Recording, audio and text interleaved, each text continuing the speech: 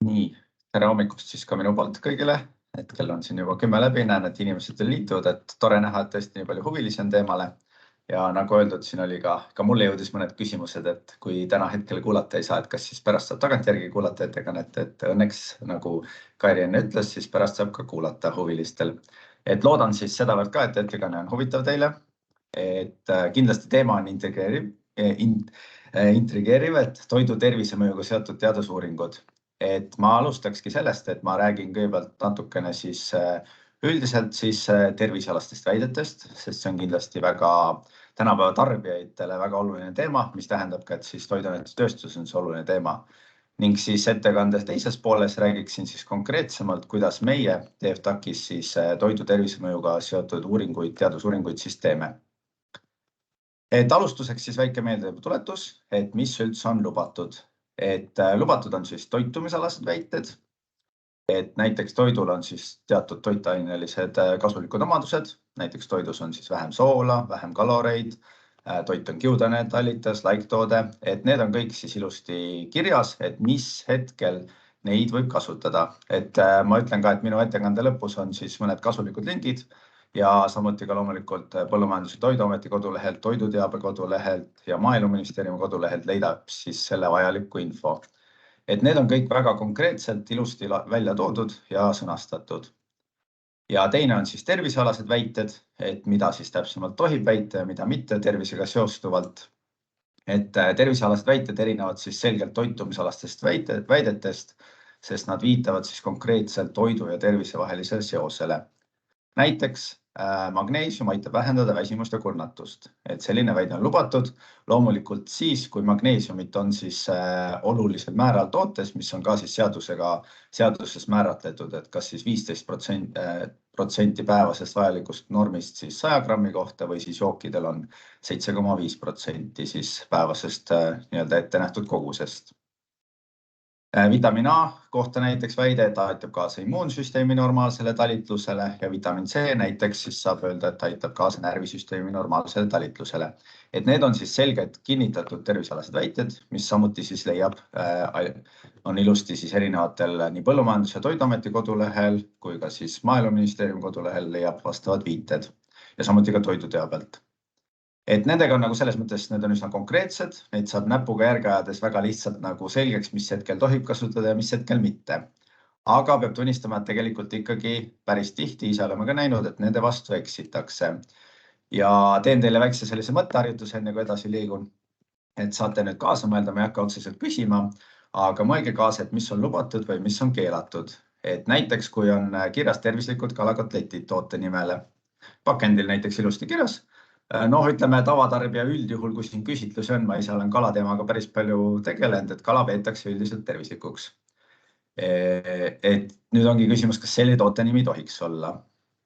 Saite hetke mõelda ilmselt nüüd, et selline toote nimetus ei tohi tegelikult olla, sest toidu nimetus on samuti käsitletav tervisealase väitena. Ja kui sa väidad, et mingi toode on lihtsalt tervislik, siis see ei ole lubatud.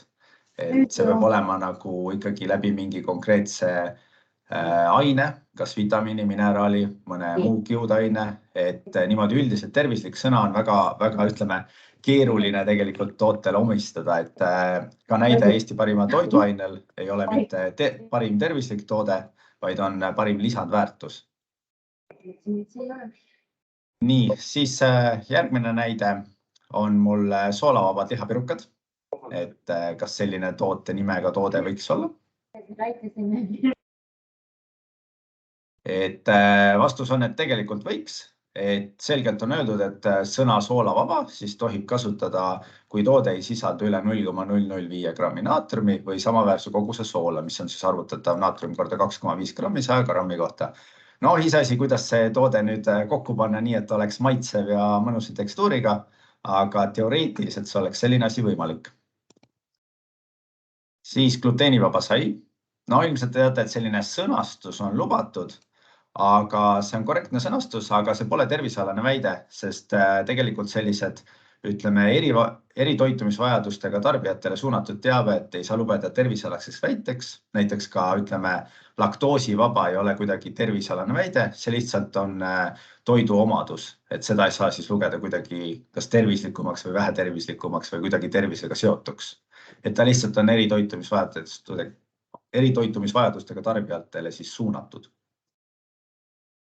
Ja siis viimane võib-olla selline, et kui oleks siis väide tootel, et eluskultuure sisaldav jogurt oleks, kõlab võib-olla natuke niimoodi, ütleme, kentsakalt võib-olla mõne tarbijaks või mis eluskultuure, samas muidugi võib ka kõlada hästi.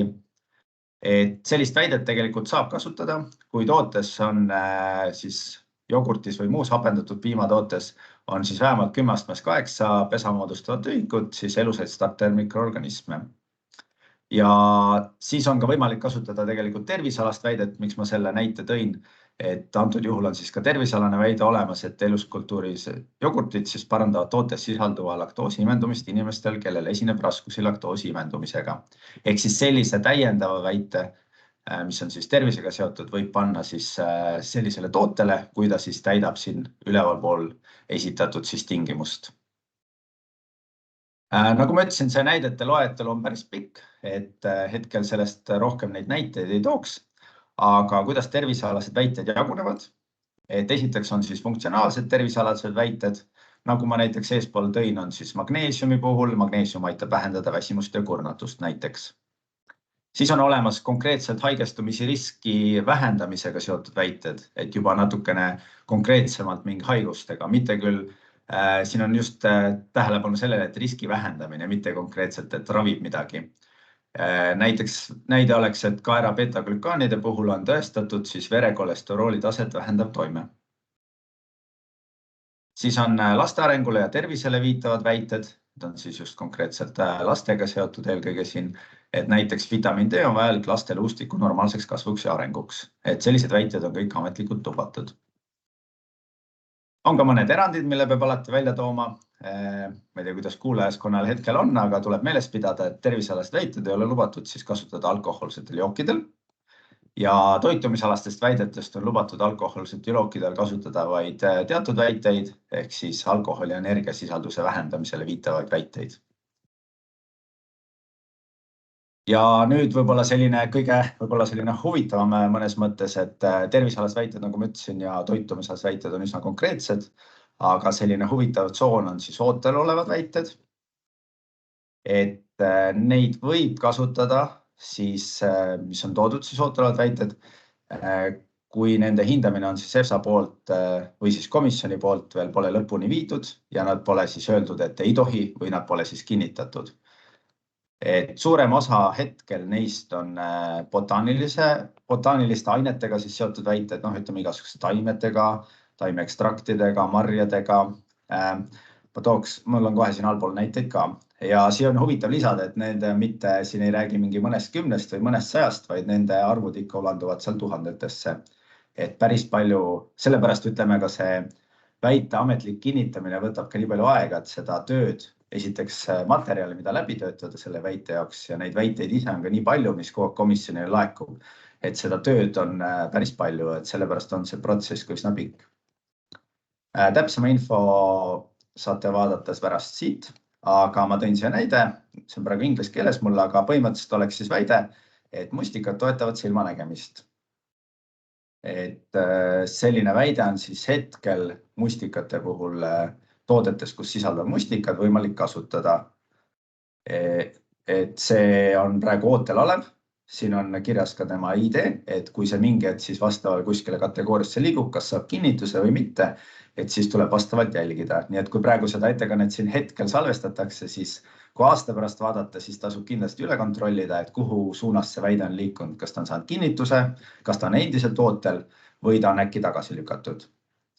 Ja mis on huvitav nende botaaniliste ainete väidetega või siis üldse selliste, ütleme natuke üldistnemadega nagu mustikas näiteks, on võib-olla neid tihti väga ei märgata toodetel, võib-olla ei teatagi neist väga. Ise ma tooksin sellise huvitava näite, pärast saate jällegi nendelt viidetelt uurida, et on võimalik kasutada näiteks sellist väidet, et kreeka pähklid aitavad kaasa veresoonte elastsemaks muutumisele. ja seda tohib kasutada üksnes toidu puhul, mis siis sisaldab päevase kogusena 30 grammi kreeka pähkleid. Ja et toode oleks siis väitega kooskõlas, tuleb tarbijat teavitada, et kasulik toime avaldub siis, kui päevas tarbitakse 30 grammi kreeka pähkleid. Et see on huvitav, et väga tihti ma pean tunnistama, vähemalt Eesti toodetel ma ei ole näinud just selliseid väiteid, mis viitavad siis ütleme sellisele, kas marjadele, pähklitele, sellisele valmistoodetele, et sellised vitamiinid, mineraalid, võib-olla mõned üksikud väga konkreetsed komponendid on nagu levinud kasutamisel, aga natuke sellised botaanilisemad või siis sellised terviktootena, selliseid väiteid on üsna vähem kasutatud. Et võib-olla tasub siin, kes siin tootja huvidega kuulavad, et sellele võib-olla rohkem tähelepanu pöörata, et leida mõned huvitavad sellised täiendavad mõjud. Ja kuna need on kõik see näiteks kreeka pähklit oma on hetkel kinnitatud ilusti, et siis see võib olla ju kasulik ka mõne sellise lisandväärtusega toote loomisel. Nii. Ma küsiks korra. Jah, võib vist kohe küsida. Mina kasutan väga palju neid ootel olevaid väiteid toodetel. Ja sealt leiab ka selliseid väiteid, mis räägivad haiguste parandamisest. Kuidas on selles mõttes antioksidantid ja põletike vastu, et tegelikult ei tohi neid kasutada, aga ootel olevatel väidetel, ka kinnitatud väidetel on sellised väited seal olemas. Mida siis teha? Võt see hea küsimus, see haiguste teema, see nüüd sõltub ilmselt natuke sellest väitest, et just see haiguste nagu ennetamine, nagu ma tõin näiteks, see on nagu sobiv. Aga haiguste ravi, see vist läheb natuke juba teise kategooriasse, vähemalt minu teada. Ma arvan, et võib-olla mõni ametlikult oskab keegi paremini vastata, aga just haiguste ennetav, näiteks riski alandamise väited on sobivad, aga haiguste ravi läheb natuke teise kategooriasse. Ja seal pigem on nagu ennetamine, aga siin on minu jaoks on probleeme tekkinud sellega, et kui neid kasutan, siis Veteametile ei pruugi need meeldida. Siis tuleb konkreetselt küsida mille alusel, sest kui lugeda neid kodulehti, siis ootel olevad väited on lubatud. Et nagu ma siin eelmisel slaidil ka välja tõin, et siis peab vaatama, võib-olla on mõni erandpunkt, mis tõesti mõne väite puhul ütleb, et see ei ole lubatud või kuidagi on erandid, et need ootel olevad väited, siin peab ka jälgima, et aeg-ajalt avaldatakse EFSA kodulehel või seal Euroopa Liidu üldisel kodulehel ka punkte, mille puhul juba on näha mingid kindlad ID-d, sellepärast ongi see ID hästi oluline, et need on juba tagasi lükatud, et tuleb ka seda jälgida. Et see ootel olevate väidete register näiteks siin ka, ta nagu võib-olla alati ei ole kõige updateitum, et neid pidevalt uuendatakse. Nagu ma ütlen ka praegu, kui me seda hetkel lindistame, et võib-olla poole aasta pärast, et kui sinna minna, siis tuleb jälgida.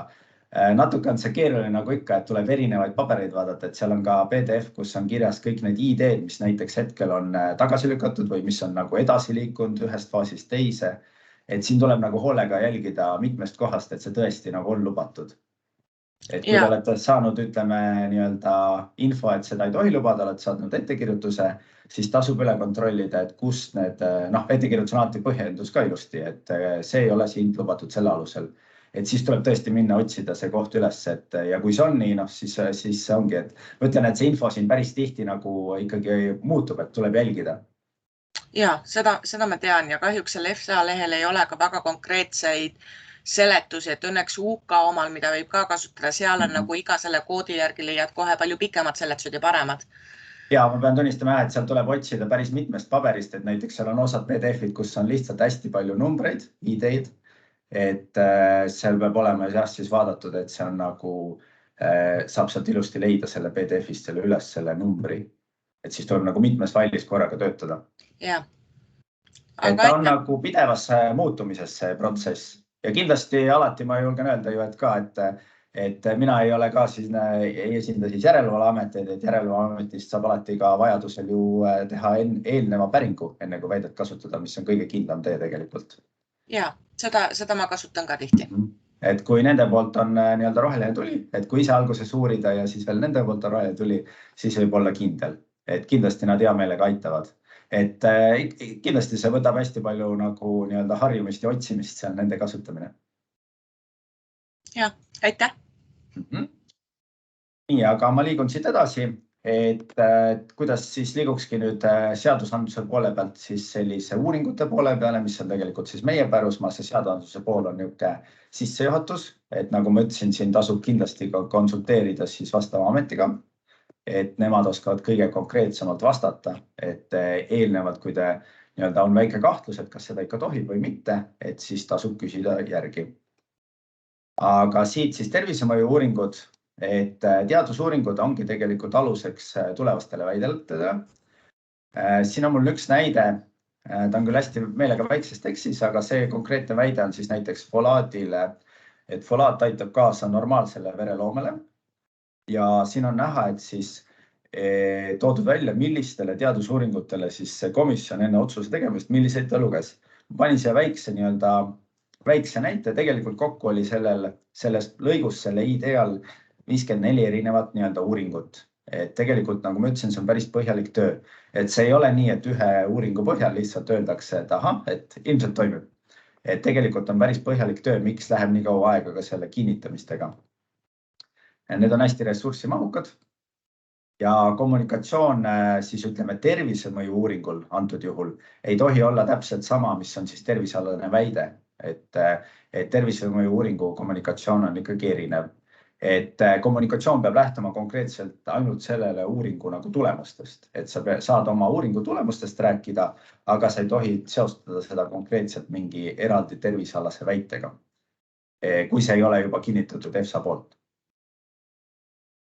Ja tervisemõju uuringu teekond. Toome siis näite, et üldiselt see on funktsionaalse toote väljatöötamine eesmärk. Kõigepealt tuleb luua siis kontseptsioon, et millist toodet me üldse hakkame välja töötama, missugused funktsionaalsed mõjud tal võiksid olla, kellele suuname. Seejärel toimub siis tootearenduslaboris ja siis kindlasti hästi oluline, mis on ka kindlasti selline väga keeruline väljakutse alati katseklassist, ütleme siis laboriskaalalt tööstusskaalal üleminek. Ja kui nüüd ütleme tööstusskaalal on see õnnestunud partii ja toode olemas, siis kindlasti on hästi oluliselt funktsionaalsuse kontroll.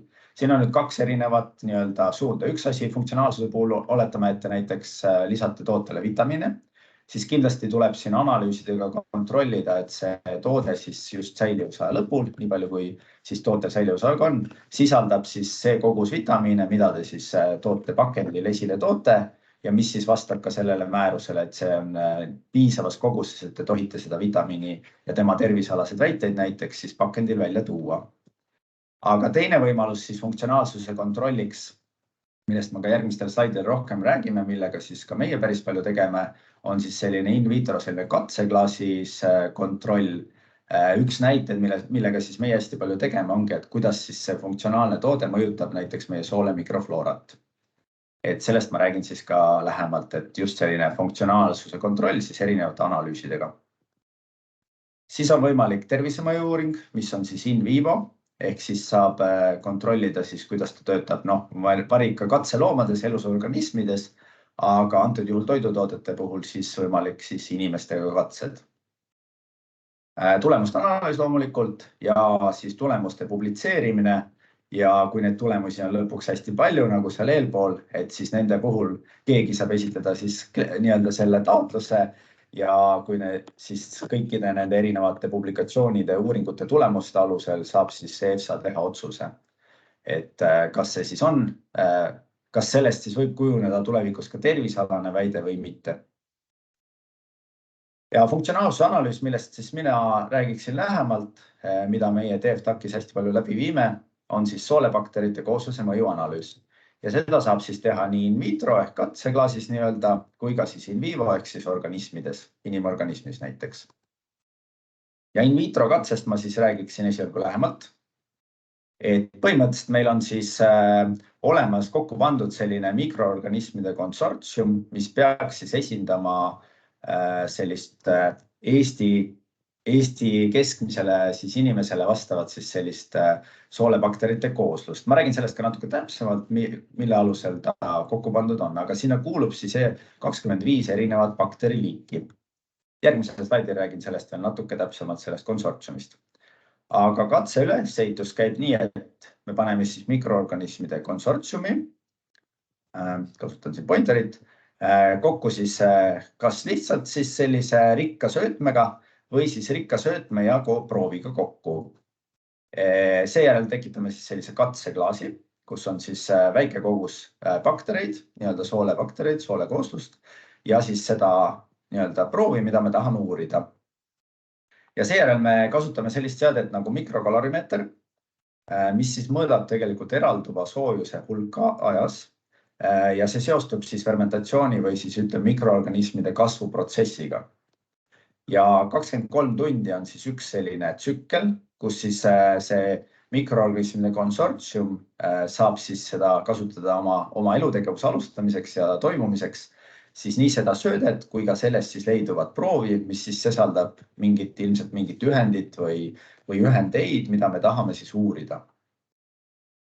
Ja siin on näide siis, kuidas me saame siis sellised kasvukõverad soojuse eraldumisest. Ja siit on ka näha, et see lihtsalt see JCM söötmega proov, see on siis see baasproov siin. Ja nagu näha, siin on erinevad fraktsioonid, ma ei hakka praegu detailselt rääkima, mis proove me konkreetselt siin näitel uurisime, aga erinevad proovid on näha, et nad siis tõstavad mikroorganismide elutegevuse aktiivsust ja tänu sellele saab siis järeldada, et seal on siis erinevatele bakteritele positiivset mõju avaldavad ühendid.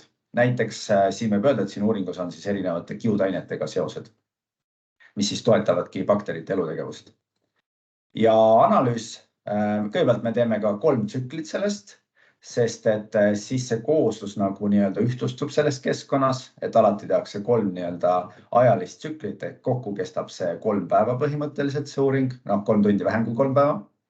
Ja mida siis saab analüüsida? Saab analüüsida biomassi juurdeteket nii läbi OD ehk siis optilise tiheduse kui ka siis selliste nende eralduva soojuse graafikute.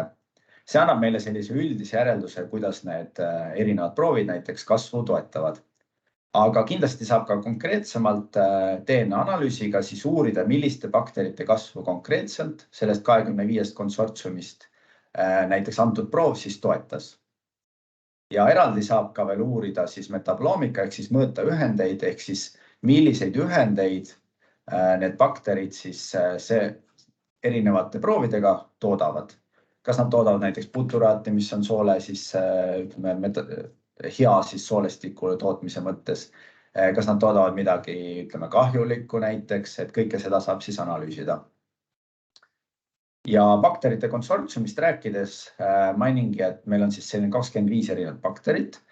Kokku on pandud siis päris mitut aspekti arvestades. Esiteks me oleme päris palju juba Eesti inimeste mikrobioome uurinud ja üks alus on siis Eesti selline elanikkonna keskmine. Lisaks on valitud ka loomulikult see, et oleks erinevate metaboolsete profiilidega bakterid, et kui on mitu bakterit, keda on palju ja nad on sarnase profiiliga, et siis neid antud uuringus ei ole nagu mõtet kõiki korraga uuringusse võtta. Ja kindlasti on kaasatud ka mõned bakterid, kes on siis teadusuuringute alusel positiivset mõju omavad, et on erinevates teaduspublikatsioonides näidatud, et nendel on siis olnud vähemalt nendes konkreetsetes uuringus positiivne mõju siis inimesele. Et bakteritega on muidugi keeruline, et hetkel tervisemõjuga baktereid on suhteliselt vähem, üksikud konkreetsed tüved on siis tuvastatud, näidatud. Ja siin on üks näide, kuidas siis tekib, kui ma enne näitasin eralduva soojuse hulka. Siin on küll, ei tasu nagu väga konkreetselt, aga üldpilt, et ei pea konkreetselt bakterite nimedesse süübima. Aga üldpilt on see jällegi need samad proovid ja baassööde, et on näha, et siin erinevad proovid mõjutavad bakterite kasvu väga erinevalt. Ja kindlasti ei ole ka kvantitatiivselt, näiteks kui ühte bakterite vulgaatist on hästi palju, et siis see ei ole nagu tähenda, et tema on kõige olulisem, et tegelikult mõnikord mõni bakter, keda on vähem, et tema mõju võib olla jällegi olulisem. Sellepärast ongi, et me tuleb ka mõõta siis näiteks metaboliite ja ka muid küsimusi, millest ma räägin siis ka kohe, et erinevaid küsimusi on veel. Aga kindlasti teades nende bakterite omadusi erinevates uuringutes, me saame teatud järeldusi siit piltidelt ka teha, et milliseid bakterite kasv siis tõuseb. Kui me näiteks teame, nagu ma ütlesin, et mõni on väga positiivse mõjuga bakter siin, et siis me näeme, et kuidas erinevad proovid just selle konkreetse bakteri kasvu siis mõjutavad ja saame siis seda ka näiteks soovi korral siis tootes rohkem kasutada just seda komponenti.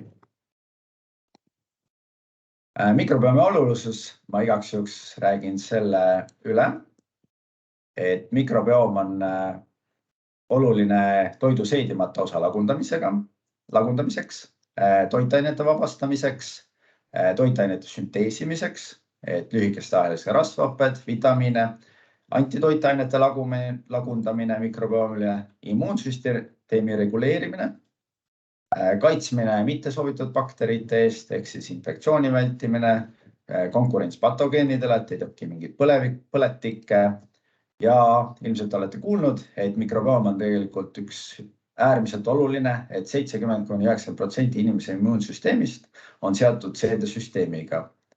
Et mikrobiomi eest tegelikult peaks nagu väga hoolikalt nii-öelda hoolt kandma.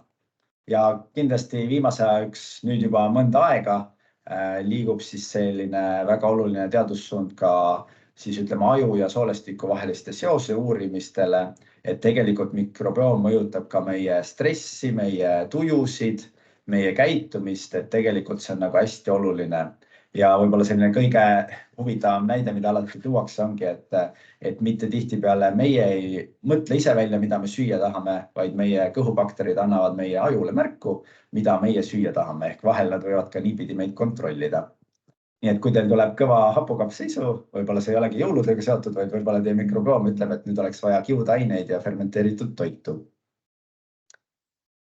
Et nüüd võib-olla teil on tekkinud küsimus, et kas kõike saaks nii analüüsida, et põhimõtteliselt paneks siis ühe tükikese mingit toitu sinna katseklaasi, paneks need 25 bakterit või mingid muud bakterid peale ja analüüsiks, et kuidas siis kõik mõjutab, ütleme erinevad toiduained, toidud mõjutavad kasvu. Et nii lihtne see asi ei ole. Et siin tuleb meeles pidada, et meie jämesoole mikrobiomi mõjutavad just need ained, mis sinna tegelikult jõuavad.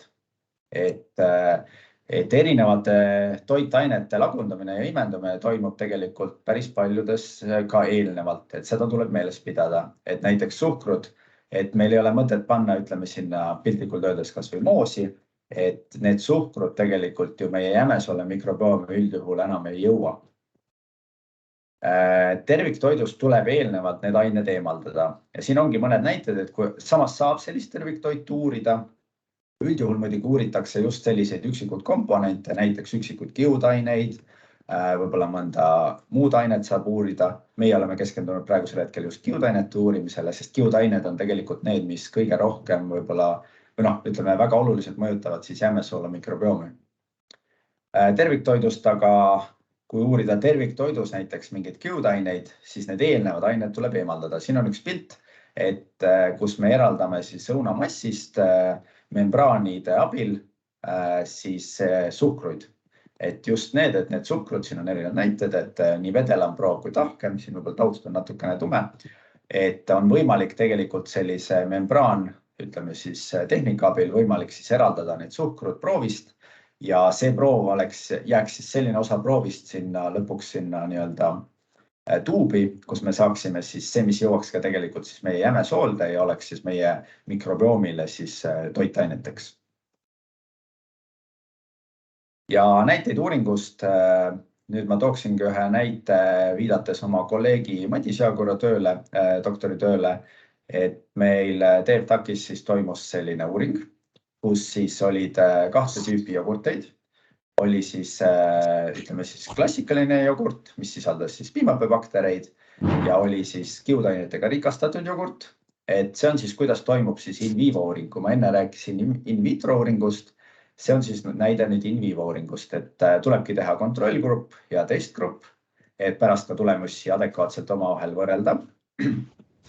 Ja 14 päeva jooksul siis iga päev tuli süüa üks siis proov. Inimesed loomulikult ise ei teadnud, mis grupis nad on.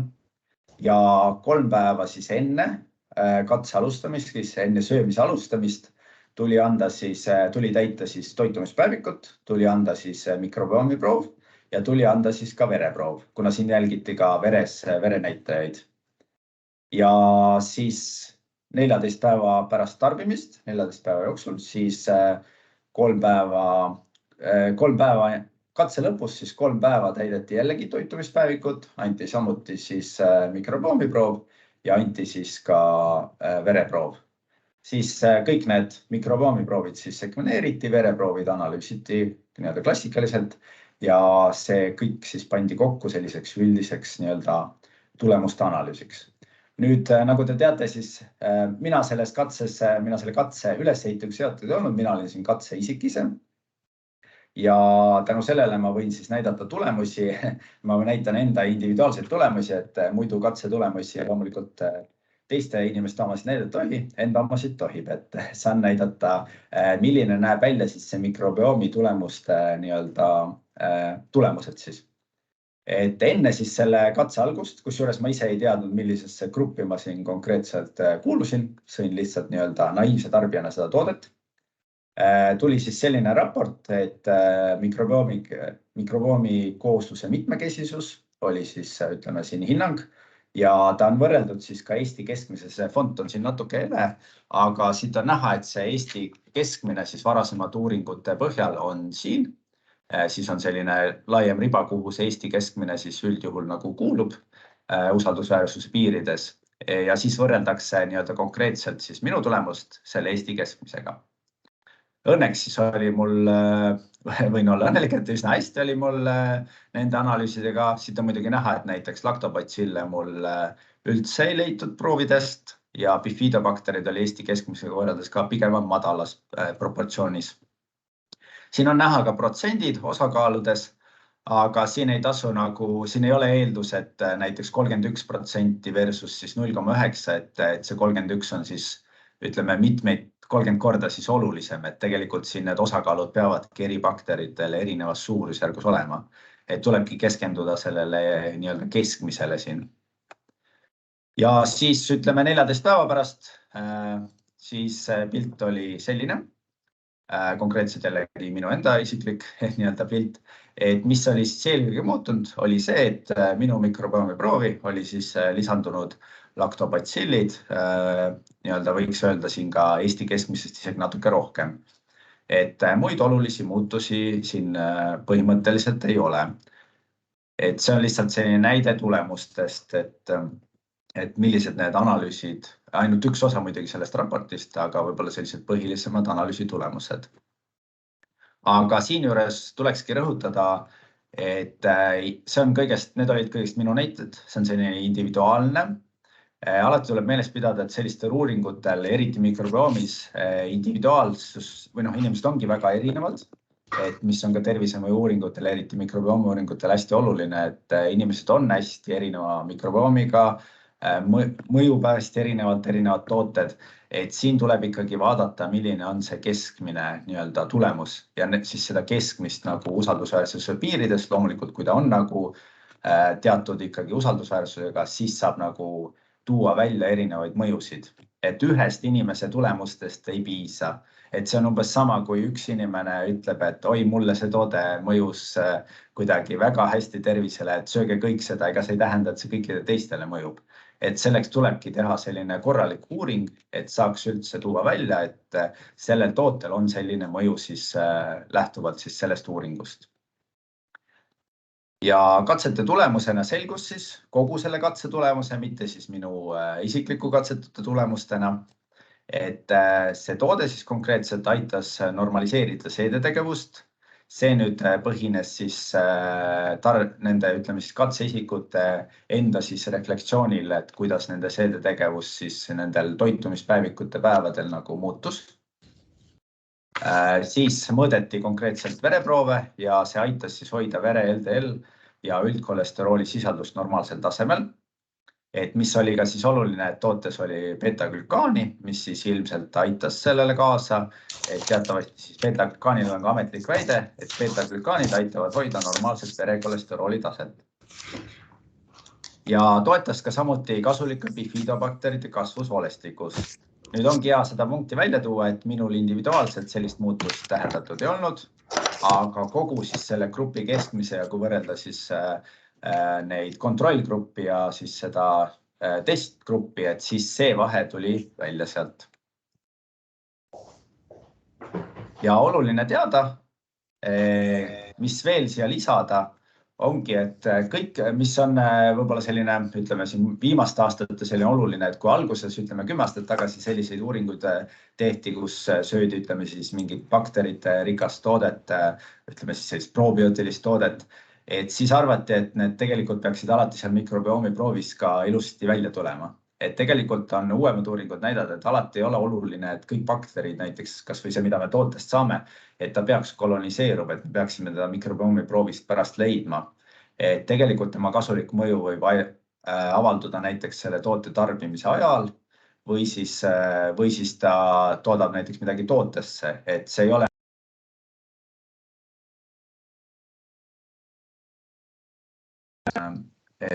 nii. Siis verenäitajate puhul on oluline on ka teada seda, et alati tuleb teha ka täiendavaid uuringuid, et see ainult mikrobiomist üldjuhul ei pruugi piisata, et siin tulebki vaadata, milline oli see nii-öelda funktsionaalsus tootel, et vastavalt sellele siis kas uurida verenäitajaid, kas teha mõnda siis sellist, kas enda reflektsiooni küsitlust või mingit konkreetset, kindlasti toitumispäevikut ja võib vajadus olla ka mingiteks muudeks analüüsideks, et mõnikord need analüüsid võivad olla päris keerukad, et on ka juhud, kus näiteks sööd mingit toodet ja siis pead olema teatud aja kuskil nii-öelda kinnises ruumis või väga konkreetselt kuskil viibima, et sa ei saa nii-öelda vabalt põhimõtteliselt kõiki asju teha. Et ma mäletan, kui ma oma välisõpingute ajal olin ka, siis seal olid sellised reklaamid kogu aeg väljal, et sa pididki minema põhimõtteliselt terveks päevaks kuskile ja sult võeti iga mingi paari tunni tagant näiteks verd ja vaadati, kuidas siis mingi toode mõjutab näiteks aja jooksul ja sul oli nagu üsna kontrollitud, mida sa selle aja jooksul teha tahad. Et lõpuks need uuringud võivad minna päris keeruliseks. Ja siin oluline meeles pidada, et ma räägin jällegi soole nendest nii-öelda mikrobiomi koosluste uuringutest, et tuleb meeles pidada 3 nii-öelda faktorit, on olemas prebiootikumid ja tootes võivad olla prebiootikumad juba, ütleme siis ka naturaalselt sees, näiteks õun on tegelikult sisaldab naturaalset prebiootikume, õun ongi üks tore prebiootikum, aga näiteks siis siin on toodud siis kõrvale õunaedikas, mis siis ei ole prebiootikum ja tal ei ole sellist nii-öelda konkreetset mõju, kuigi õunaedikas tänapäeval, nagu olete ilmselt kuulnud, populaarsust jällegi, ütleme igal pool massides mõnes mõttes kogu. Siis on olemas probiootikumid ja postbiootikumid, mis on võib-olla selline viimasel ajal natuke jälle trendikamaks muutunud.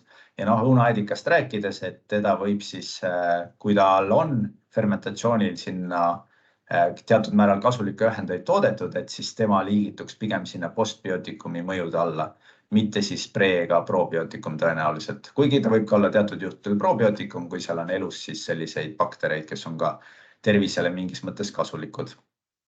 Ja nende puhul tuleb meeles pidada, et kõige parem kombinatsioon on ilmselt, et on nii pre- kui probiootikumid tootes ja sinna on toodetud ka ilmselt siis mingid postbiootikume. Et mis siis selle uuringul oligi oluline, et seal olid pre- ja probiootikumid siis koos, et tarbija sai neid mõlemaid korraga. Et ainult, ütleme siis oma mikroorganismide kooslusest arendamine nagu siin ka, et ainult koloniseerimine või et sul on arvukus hästi kõrge ei ole piisav, et nendele peab siis jätkuma ka toitu, ehk siis oluline on süüagi piisavalt kiudaineid. Et nagu uuringud on näidanud, siis tegelikult Eesti tarbijad söövad soovituslikust ligi poole vähem kiudaineid. Et see prebiotikumide roll on ka hästi oluline. Ma küsiks jälle. Jah. Et prebiootikumid ja probiootikumid, et nendega on selline huvitav asi, et veterinaarselt ei tohi ma sellistest asjadest rääkida. Et kui teha näiteks toode, mis ongi piimhappebakterid ja nende söök nii-öelda, sa ei tohi, sest et neid väiteid ei ole nende kohta. Kuidas seda toodet siis teha või et inimene teaks, mis see on, et inuliin ja kõik, mis on ka ju selleks väga-väga vajalik, et ma ei saa sellest mitte midagi rääkida ega teha. Ja selliseid konkreetseid sõnu, nagu mul siin slaidil, probiootikumid ei tohi kasutada näiteks, aga võimalik on kasutada konkreetseid bakterinimesed, piimhappebakterid, nende arvukust ja samuti ka kiudainetest nagu üldiselt rääkida toitumise seisukohalt tegelikult tohib, aga jah, tervisealased väited siis tuleb valida teatud, näiteks beta-glükaanil on väide, kiudainete kohta saab nagu siis rääkida läbi siis kiudainete sellest. Aga siin tuleb jällegi, nagu ma ütlen, et ma saan täiesti aru, et see ongi et see sõnastuses tuleb olla nagu hästi korrektne, et ta ei tohi nagu seostuda konkreetselt tervisega. Aga kiudainete enda funktsioonid, mis on siis toodud nii-öelda üldiselt välja, mille alusel siis kiudainetest räägitakse, et seda juttu tohib nagu kasutada. Ehk siis näiteks, kui ma inuliinist räägin, siis ütlengi, et inuliin kui kiudainete, mis iganes, ja nüüd räägin kiudainetes edasi, et niimoodi saame ära seletada, miks see koostisosa seal see inuliin on siburi juurest. Ja ainult, et seal tuleb vaadata, et siis kiudainetel ka tervisalast sellist konkreetset väidet ei ole. Et tuleb vaadata just, et siis peab olema lihtsalt, et miks on kiudained olulised, aga ta ei tohi nagu seostuda tervisega. Tervisealasel väitel ongi see, et sa ei tohi nagu viidata otseselt tervise vahelisele seosele. Aga mis kiudained olulised on, et nad on näiteks jämesale bakteritele toiduks, et see on nagu nii-öelda see on nagu selline teadmine, et see ei viita tervisele otseselt. Selge, aitäh! Et jah, selles mõttes ma ütlengi, et loeng on see piiratud. Rääkisin pooleldi sellest, et tegelikult ma usun, et sellised teemad nõuavad palju laiemat arutelu ja need ongi hästi sellised, nõuavad hästi palju orienteerumist nendes seadustes ja mis on lubatud ja mis mitte. Ja eks siin ise ka peab tunnistama, et aeg-ajalt seda kooliraha või eksimist ikka tuleb, et need on ka ajas päris, ütleme, muutuvad, et tuleb ka aeg-ajalt jälgida, et võib-olla midagi muutunud jälle, et võib-olla midagi keelatud, võib-olla midagi lubatud, et siin tuleb pidevalt ennast nii-öelda kursis hoida.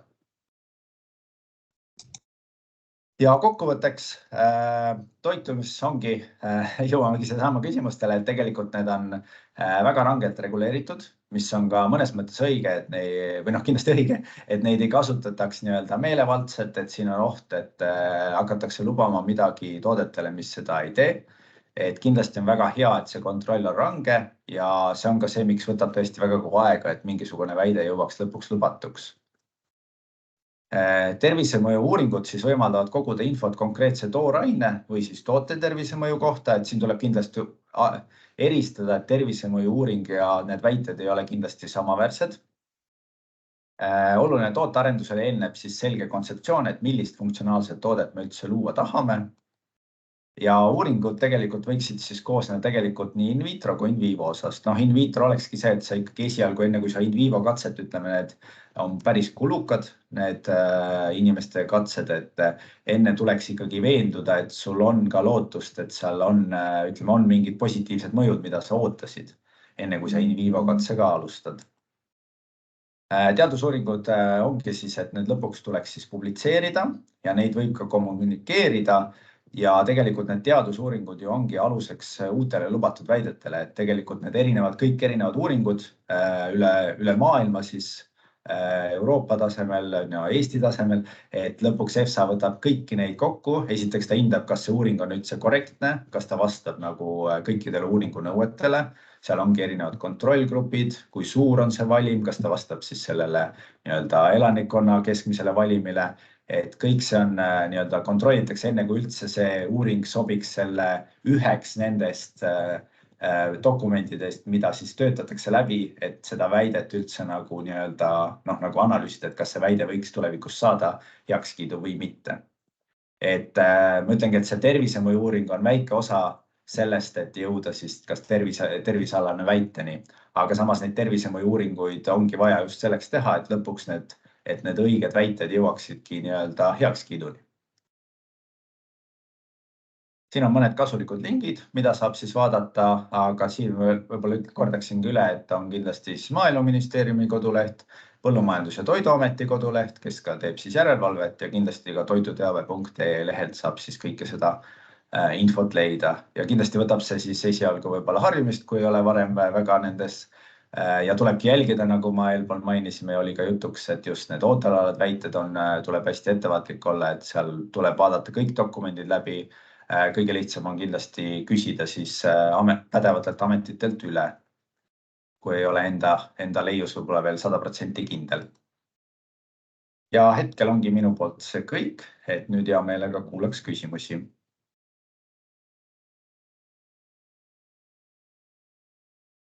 Suur aitäh, Rain, huvitava ja mitmekülgse ettekande eest.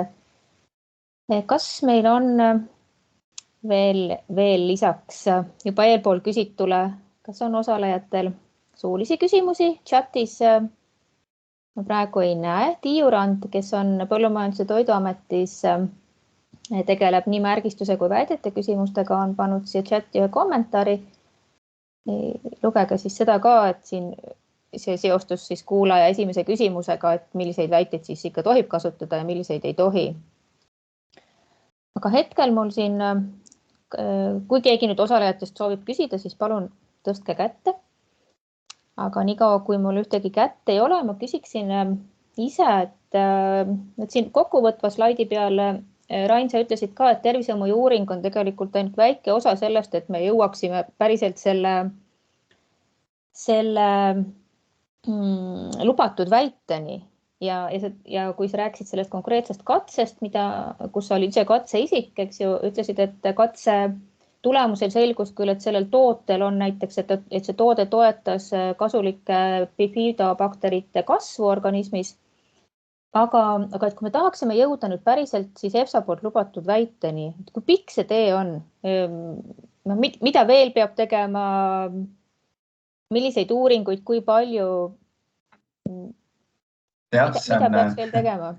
Võib-olla esimene asi, millest siin alustada ongi, et tegelikult mida meie näitasime, oligi natuke on erinevad uuringud, et üks on nagu tootepõhine uuring ja teine on siis komponentide uuring, et eelkõige nagu tootepõhine uuring, tootele ilmselt väidet sellist niikuinii ei saa, et see on nagu väga konkreetne toode.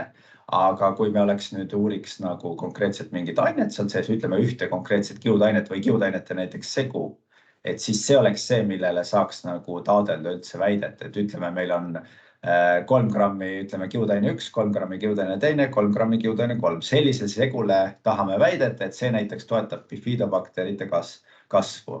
Et siis oleks vaja kindlasti mitte ainult meie uuringuid, vaid mitmeid uuringuid esiteks, kes siis sellega uurivad. Ressursimahukus on see ka, öeldakse, et ma arvan, et see on isegi võib-olla selline väga tagasihoidlik hinnang, aga alla 500 000 kindlasti ei ole nagu eelarveliselt, et tervisealad väidet üldse saada, et need on ikkagi päris nagu ressursimahukad ja keerulised protsessid. Aga just eelkõige alustadagi sellised komponentidest, et sellisele tootele nagu tervisealast väidet, et tootes on ikkagi komponendid, mis annavad selle funktsionaalsuse ja selle, et see peab olema ikkagi, ütleme siis nende komponentide uurimine. Et meil oli nüüd vastupidine ülesanne natuke, et meie uurisime nüüd, kuidas need komponendid, millest mõnedel tegelikult juba oli teatud tervisealast väited, näiteks beta-glükaan oli seal sees, et kuidas see toode siis tervikuna mõjub, sest tihtipeale on ka tegelikult olukord natuke vastupidine, et me küll võime võtta need, ütleme, komponendid, millel on tervisealast väited, aga nad igas tootes ei pruugi nagu samamoodi töötada. Et selle jaoks ongi tegelikult vaja sellised ka tooteuuringud. Et me võime küll teha sellise toote, kuhu me paneme siis erinevad komponendid, millel on mingid väited, aga tegelikult oleks väga hea, kui see oleks ka tootepõhiselt kontrollitud, et ta ikkagi tervikuna sellest tootes, sest tootel on erinevad omandused, mõned toetavad mingit ainet imendumist, mõned jällegi pärsivad mingit ainet imendumist, et tegelikult sellised tootepõhised uuringud on ka väga head. Aga need kindlasti erinevad siis sellest tervisealasest väitest. Neline suur aitäh. Ma näen, et meie kuulajate hulgast Katrina Ahun on tõstnud käe. Katrina, palun. Ja, minul on 2 küsimust nende ootel olevate väidete kohta, et see on väga põnev teema ja muidugi avab väga palju võimalusi, aga ta on samal hetkel ka natukene selline ohtlik, et nii palju, kui ma olen aru saanud, siis kui sa võtadki selle nagu kasutusele mingisuguse ootel oleva väite, siis see ongi ilmselt tootja kohustus kogu aeg kontrollida mingi aja tagant, et ega sellega midagi juhtunud ei ole põhimõtteliselt. Ja, põhimõtteliselt küll, et mina pole kindlasti kõige nüüd 100% pädevam, kui tihti neid seal muudetakse, see on ilmselt ongi, kuidas parajasti EFSA nüüd jõuab neid menetleda, et kui tihti need asjad seal muutuvad, aga kindlasti jah, et seal peab ka ise jälgima, et tegelikult siin ma olen ise ka kohanud juhusid, kus me oleme näinud märgistuse vastu eksimist, aga on selgunud, et see toode on olnud juba aastaid turul, et näiteks see muutus oli 4 aastat tagasi, aga keegi pole lihtsalt tähele pannud. Et tegelikult, kuna tooteid on turul ju hästi palju, nagu teate, siis tegelikult neid muudatusi ikkagi aeg-ajalt juhtub. Et jah, tegelikult tuleks tootja siis vastutab selle eest, et ta ise hoiab seal nii-öelda kätt pulsil. Ja teine küsimus ongi see, et mis on nendega veel huvitav, on see, et need ei ütle seal mitte midagi selle kohta, et kui palju sul peab seal midagi olema, mis vormis nagu kas sa pead, ma ei tea, ekstrakti kasutama või mahla kasutama, mis iganes, et selle kohta pole ka mingit informatsiooni, et vist enne needsamad Kreeka pähklid, et siis, kui nad said nii-öelda kinnitatuks, et siis tuli see, et tegelikult see on seal siis see 30 grammi, on ju. Ja, just. See on kusjuures väga hea küsimus, võib-olla siin oskab keegi järelevalve poolt paremini kommenteerida, et mina jõudsin täpselt sama nii-öelda küsimuseni, et kui ma mustikaid näiteks, nagu mustika näide oli, et seal ei olnud üldse mainitud kogustest midagi konkreetset ja ütleme üldse natuke keeruliseks nende taimede puhul muudabki see, et näiteks mustikad, et seal on tegelikult, kui ta on mingisugust tervist toetavate mustikakultuuridel on näiteks väga suured erinevused. Seal on küll toodud see ladinakeelne nimi ilusti, aga ikkagi ja see varieerub ka nii-öelda viljade lõikest päris palju. Et need kogused on tõesti seal päris hea küsimus, et kuidas need sinna reglementeeritakse. Praegu ma seda kohast infot sealt ei leidnud. No ma natukene uurisin selle kohta ükskord ja siis ma saingi nagu teada, et seal ei olegi see reglementeeritud ja tootja lihtsalt võtabki selle vastutuse ja lihtsalt see peab siis jälgima neid üldiseid, neid saab see 1924-2006 nõudeid. Ja just, et selles mõttes ongi. Jah, et aga see ongi natuke, ütleme, ongi see ooteolevate väide kasutamine on väga selline mõnes mõttes libede, et sellega tuleks kindlasti olla ettevaatlik ja nagu seal ka kommentaaris ilusti öeldi, et seal on ka teatud need, millega ei saa kindlasti kasutada, et ta peab olema kõige eelnevaga ikkagi vastuolus, et päris ime ravimeid sealt ei saa lubada. Aga jah, mõnes mõttes minu jaoks jääb ikkagi lahtiseks või ongi natuke ohukoht tegelikult, et kui on lihtsalt, ütleme, mustikas, et kui palju seda on, et seda pole nagu üldse mingitesse piiridesse seal hetkel nagu reglementeeritud. Et see natuke tekitab võib-olla tõesti segadust. Ja lisaks ka ju nende ainete töötlemine samamoodi võib. Ja, et kui seal on pastoriseeritud või autoklaavitud näiteks, et see kindlasti mõjutab nende, ütleme siis funktsionaalsete komponentide hulka selles tootes. Et see on väga hea küsimus. Et võib-olla pärast keegi veel võib seda kommenteerida või öelda selle kohta, et jah, selle hetkel ei tule koguseid küll kuidagi välja. Kui kõikidel lubatud väidetel ametlikult on väga selgelt nagu kirjas, mis kogused ja mis tingimustel saab seda kasutada. Aitäh teile! Suur aitäh küsijale ja selgituse eest. Maile Kissa, kes meil ka ennem küsis, on järjekorras, aga ma korraks Tiiurand Põllumajanduse Toiduametist, ma üldse ei taha teid nii-öelda nõuda, et te nüüd hakkaksite siin kohapeal vastama, aga kas niikaua kuni Maile küsib, äkki Tiiu, te mõtlete, et midagi oleks teil kommenteerida või juhatada meid kuidagi õigele rajale sellel ootel olevate väidete teemal, aga ma võtan vahepeal Maile küsimuse ja siis vaatame, kas Tiiu tahab meile kommenteerida. Otseselt ei ole küll küsimus, aga samamoodi see ootel olevate väidete probleem on jah üleval, aga mida meie olemegi otsinud teadustöid, mida on teostatud ja kust leiab, sest tegelikult on ju ka see, et kui sa kaks head asja kokku paned, võid sa tegelikult ju mürgi tekitada hoopis. Ja just seal teatud väga õige kommentaar, et nagu ma mainisin ka siin nende just meie uurime nagu valmis tooteid, kus on erinevad komponendid sees. Et see on võib-olla natuke erinebki tervisealase väite uurimisest, aga just nagu meie uurime nagu tootepõhiselt. Ja, sest ma ei mäleta, mis koolitusel, kui räägiti, et tõesti mitu head asja oli koos saialilla, aaloja ja nii edasi. Ja kokkuvõttes maks lagundades tekitas nii palju mürkaineid kehasse, et saad hoopis tõsise mürgituse ja sellist infot on hästi raske leida, et mul ei tule praegu üks leht meelde, kus nagu hästi palju leiab teadusuuringuid ja koguseid, et näiteks astaxantiin on praegu hästi popp toode, hästi erinevalt on igal pool kogused et see tekitab ka ebausaldusväärsust, et turul on nii palju neid tooteid, kus on nii erinevad need kogused, et selliseid asju ei leia. Ja see teeb hästi raskeks asja. See on jah, kuidas meie ka läheneme, ongi tegelikult ju teadusuuringuid ja kuidas lõpuks tegelikult, nagu ma ütlesin, et EFSA ka ju loebki erinevaid uuringuid ja siis ta teeb järelduse. Muidugi alati peab veenduma ka, et uuring on adekvaatne. Et mõned uuringud on võib-olla väga kehva kvaliteediga või ei ole esinduslikud. Aga see on jah alus, kust uurida. Aga ma ütlengi, et see ootel olevad väited võib-olla ei ole kindlasti nagu minu see põhiteema, et see ongi võib-olla selline huvitav teema, et siin võib-olla tõesti võtaks kommentaariga, kui on võimalik. Ja aitäh, Tiiurand ongi meil kenasti ka käega märku andnud, et ta tahab rääkida, nii et Tiiu, palun, sinu kommentaar. Ja tervist, aitäh. Kas te kuulete mind? Ja aitäh. Ja aitäh, et küsite ja sõna annate. Kõigepealt aitäh ettekande eest.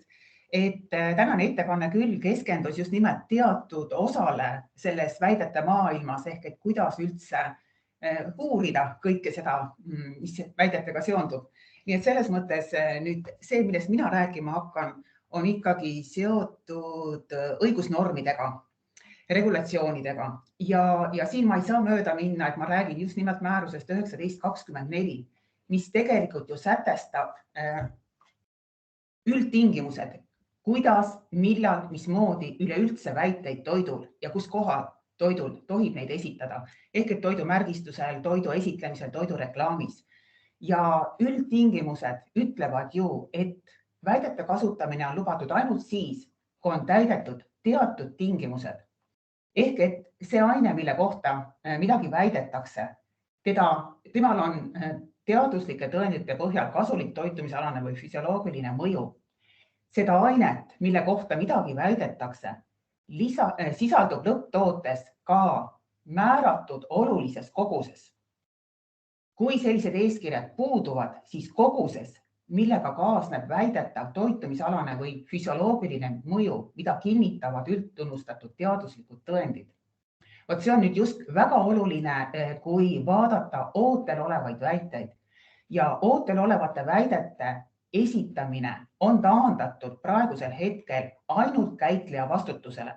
Käitleja võib küll vaadata, milliseid ootel olevaid väiteid on, millised on need sõnastused, kuid enne kui ta hakkab neid väiteid kasutama, ta peab olema kursis väidete esitamise üldtingimustega. Ehk ravivaid väiteid, leevendavaid väiteid ei saa esitada ka siis, kui sellises sõnastuses väide on ootel olevate väidete hulgas, sest need ootel olevad väited esitati aastal 2010, kui liikmesriikides oli hoopis teistsugune teadmine ja hoopis teistsugune kogemus väidete esitamisel, siis ei olnud ju veel midagi reguleeritud. Ja ootel olevad väited on jäänudki ootele täpselt sellises sõnastuses, nagu nad käitlejate poolt ja liikmesriikide poolt 2010. aastal Euroopa Komisjonile esitati. Seega, kui sõnastus viitab leevendamisele, haiguse leevendamisele, ravimisele, põletikuprotsessi vähenemisele, siis sellist väidet kasutada ei tohi.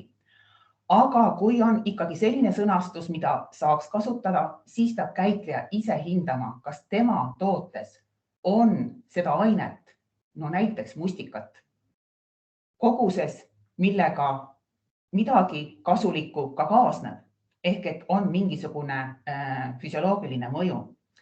Loomulikult tuleb siin jälle küsimus, kas mul on mustikas, kas mul on mustikaekstrakt, kas mul on veel midagi kolmandat ehk et mingil muul kujul see mustikas selles tootes. Aga see kõik on käitleja vastutus. Tema peab sellega tegelema, tema peab suutma nii-öelda kaitsta oma toodet, oma toote koostist, juhul kui ta tahab seda väidet seal peal esitada. Ja loomulikult ei tohi unustada, et tulevad veel lisatingimused. Toitumisalane teave tootel, lisamärgistus, et mitte ükski toit ise ei ole tervisele hea, vaid et toitumine peab olema tasakaalustatud, mitmekesine ja inimene peab füüsiliselt olema aktiivne.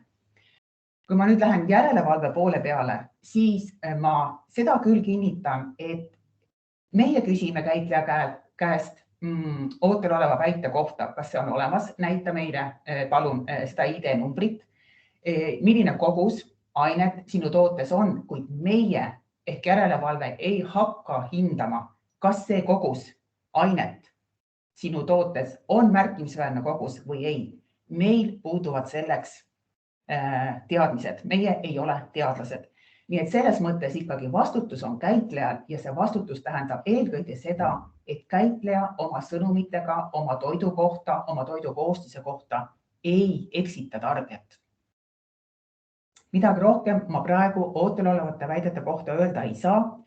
ootel olevad väited ei ole praegult muutumises. Selles mõttes ei pea iga päev vaatama, kas ta ikka on veel alles või ei ole. Pigem on muutumises see, ehk need tervisealased väited, mida kõik käitlejad võivad esitada oma toidul.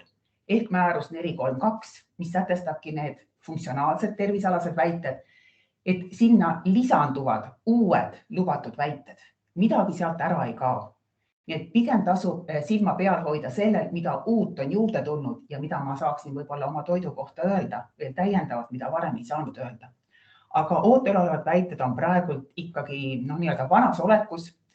Nende kasutamine, veel kord rõhutan, vastutus lasub käitlejal ja põhiline on see, et käitleja oma teabe esitusega ei eksitaks tarbijat, ei seaks tarbijat loomulikult ohtu, aga ka ei annaks tarbijale liigset sellist optimismi selle toote kasutamisega seoses, võimaliku kasutamisega seoses. Aitäh! Suur aitäh, Tiiu, see oli küll minu arust väga hea selgitus kõigi meie eelnevate küsimuste peale. Ma usun, et siit kuulajad said küll vastused ja mina nokkisin siit välja ka enda jaoks selle seose, et kust siis tuleb see kogus, mille kohta tohib väita, et sellel on mingisugused kasulikud omadused, et siin siis käitleja peab koostööd tegema teadlastega, kes aitavad tal leida need teadusuuringud, kus need kogused võiksid kirjas olla. Just väga hea, et ma mõtlengi, et meie see ootelate väidetega ise loomisega ei tegele, et meie tegeleme nende koguste uurimisega ja nendega toiduga koos, erinevad komponendid koos, nagu oli ka juttu, et seda tuleb ka kindlasti jälgida. Et just see pool jääb meile, et kindlasti mõtlengi, et kui on sellised konkreetsed väidete kohta küsimused, et siin vastavatelt asutustelt tasub kindlasti otse küsida, et saate väga häid konkreetseid vastuseid. Et ma tean, et ootelavad väited tekitab nagu tihtipeale segadust ja ei osata nagu seal valdkonnas hästi nii-öelda orienteeruda. Aitäh! Ma näen, et meil praegu vist ei ole meil vestlusaknas ühtegi küsimust ja kellegi käsi ei ole ka praegu üleval. Kas kellelgi veel tekkis äkki mingeid mõtteid, küsimusi? Hetkel tundub, et ei tule juurde. Rain, kas sa tahad ise veel midagi lõpetuseks, täpsustuseks? Jah, et aitäh, ma tänaks kõiki kuulajaid ja kindlasti teema on väga huvitav ja nagu nägite, oli mul jagatud 2 plokiks, üks oli selline seadusandluse pool, mis kindlasti huvitab väga ja millega hästi palju tuleb tegeleda igapäevaselt tootjatel. Ja teine pool oli siis uuringuga jagatud, mis on tegelikult meie nagu põhifookus ja millega meie hästi palju tegeleme, et kindlasti kui on uuringute teemal konkreetsemaid küsimusi või huvisid, et siis me saame kindlasti rääkida. Seadusandluse poole pealt me kindlasti ka hoiame pidevalt ennast kursis, aga ma usun ka, et siin tasub alati konkreetselt juba küsida vastavast asutusest seda nii-öelda infot, et saab kõige konkreetsema vastuse. Aga just uuringute poole võib-olla see, milles on nagu hästi palju tööd ja milles meie kindlasti oleme nagu väga palju orienteerume ja igapäevaselt töötame, et seal on ka hästi palju põnevat, mida avastada, et funktsionaalsed tooted tegelikult on väga, ütleme, huvitavad, kasulikud ja need tuleb muidugi tõestada, et nad kasulikud on. Et selles vallas hästi palju tööd nagu toimub, et kindlasti kellel on huvi mõtteid jagada, arutada, et siis võtke ühendust, et minu kontaktid on siin ka esitatud ilusti. Aitäh! Veel kord suur aitäh sellise mitmekülgse ettekande eest, et nagu sa ise ütlesid ka, et alustasime regulatsioonist ja lõpetasime praktilise tööga. Tundub, et kui meil nüüd rohkem küsimusi ei ole, siis suur aitäh esinejale, suur aitäh kuulajatele ja kaasamõtlejatele ja sellega me oma tänase veebiseminari lõpetame. Aitäh kõigile! Nii,